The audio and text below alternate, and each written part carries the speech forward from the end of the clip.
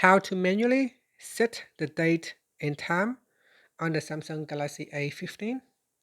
First, tap on the home button to return back to the home screen. Then at the top, swipe down at the top and then tap on the settings icon. In the settings page, we scroll down and then tap on General Management. Then tap on Date and Time. At the top here, tap on Automatic Date and Time. Tap on the toggle button to switch it off.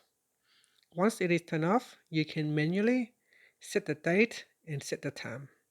So if you want to change the date, you can tap on the date and then tap on Done. Then tap on Set Time. And here you can manually change the time. And then tap on Done. After that, you can tap on the back key or tap on the home button to return back to the home screen. And that's it.